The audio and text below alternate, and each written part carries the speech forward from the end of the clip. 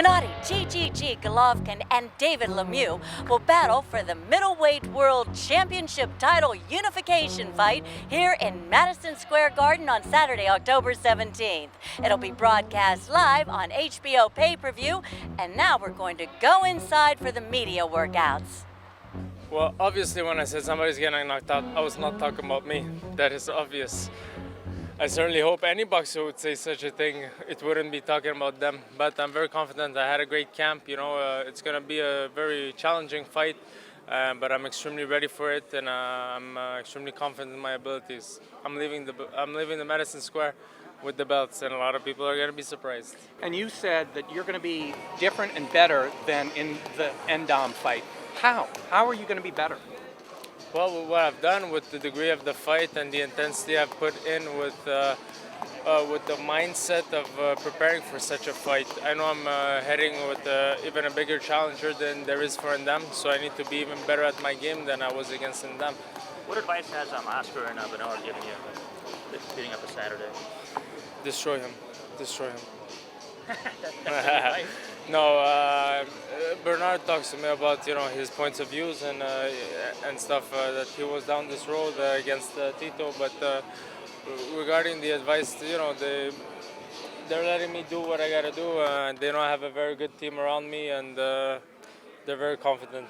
Well, that was a joke when they said destroy him. You were joking. Yes, that's a joke, but I'm sure that's the plan. He obviously has a lot of knockouts. He's very, very active. Is that for you as well to fight sort of fire with fire and be the same like that? Yeah, well, of course, I'm aware of his record and the way he comes and the way he fights, but I'm aware of who I am also and what I bring to the table, so I'm not really concerned about his past. I'm concerned about the present I'm going to have with him October 17th. Do you expect more nerves and more butterflies for this fight on Saturday, just because there'll be more eyeballs watching the fight? Not at all. A ring is a square ring. There's two fighters on it, and whoever is at top of their game, whoever is, at this level, every little detail makes a big difference. So I believe I've done everything I have to do to bring this fight home. What is your temperament on the fact that Abel Sanchez keeps saying you're not going past 4 rounds, yet you're both almost equal physically, your reach is the same, your punching power is the same, you're equal in punching power. So what's the reaction when he says that? You're going to beat David Lemieux. When did he say that? I don't even... I don't pay attention to what he says, because first of all, I'm not fighting Abel Sanchez. I'm fighting Golovkin. He can say what he wants. He wants to boost up his fighter, but to me it makes no difference.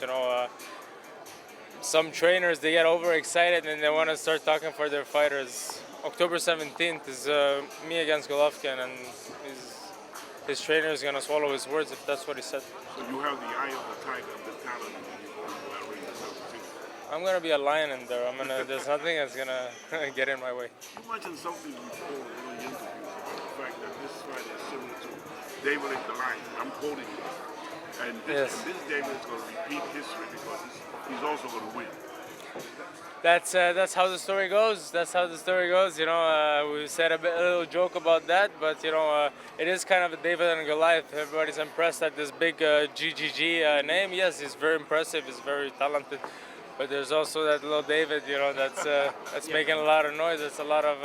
You don't see it like that, though. You don't see it. You're not David. You're not David, are you? I am David. Not the little David. Not the little David. Not the little David. I know what I'm going in with, and I'm going in with a nice package to deliver to Golovkin. So, When you sat down, I'm sorry, go ahead. Sure. Go ahead. When you sat down during the face-off with Gennady, what did you take away just from me? You're sitting there right there across from him. What was your takeaway, being so close to him and I guess observing him up that close? Was there anything that stood out to you? Oh, well, I was trying to figure out what he was saying because, his English is pretty good, but he's got to keep working on it. There's some words that he's not too good with, but, I was just observing him and looking how he is. Eyes don't lie, everything is in the eyes, and it's nothing. It's a part of the game to do that. It was fun. I was visualizing him a bit. What did you see in his eyes? Well, I saw what I needed to see. Fear? Caution, of course. he's a well-rounded up guy. You know, he's like I said, it's gonna be a lion against another lion in there. It's gonna be a big fight, a big challenge. He's very confident in his abilities. I don't doubt it, but he's also aware of what I bring to the table. So it's gonna be a serious fight. Can you talk about why you fight? You spoke to HBO earlier, and I see this as the first big fight in the post-Mayweather era. Why you fight? It's not for money, you said. Why do you fight? Well, this fight, of course, I want to feed my kids. This is how I bring money to the table, which is logical. This is how I make my money. But the primary interest is not, coins and nickels. It's making history, and this is what you're gonna leave behind. This is how people are gonna remember you. People aren't gonna remember you with what you have in the bank account. People are gonna remember you with what you did and what you said you're gonna do and how you did it and how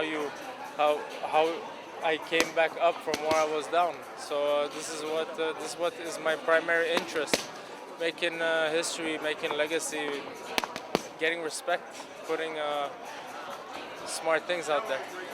Talking about children, are you a single parent, and how do you balance everything? My story is a bit complicated. Yeah, I have two kids. Yeah, my son lives in Russia. He's actually going to be here with the mother of my son, and my daughter lives with me in Montreal. I have her split custody. Yeah, I'm a single parent living, but to me it's very easy because I love what I do. I train and I take care of my kids, and I think it's the best thing in the world. You see your seeds grow while you're growing. There's nothing better. During the face-off, was it tense at all, or was it pretty relaxed between you and Gennady during that relationship? Well, it's very relaxed. Nobody was trying to prove no points to nobody. We're just giving our opinion on what we're gonna do on October 17th. You know, I'm a confident fighter. I don't have to bad trash anybody and say blah blah blah. Because one way or another, whatever you say or whatever you do, October 17th, you're gonna have to do what you gotta do. So there's no point of pushing each other, swearing at each other, or talking all that blah blah. Come October 17th, it's right around the corner, and history in the making. Did he seem smaller? Some guys had that reaction when they see him for the first time. Because in the ring, he might look a lot bigger, but when they see him close up, he's small. They're surprised by his size when he's protecting you. Surprised by his head. He has a big head. I'm like, this guy, does he wear a cap? But no, he has. I was surprised. He was even a bit bigger than I thought he was. He's not too far from my height. He's the size he is. I thought he was smaller though, but face to face he was a bit bigger. What does it mean if and when you win? How big do you blow up in Canada, and are you the best fighter in the world if you beat this guy, when you beat this guy?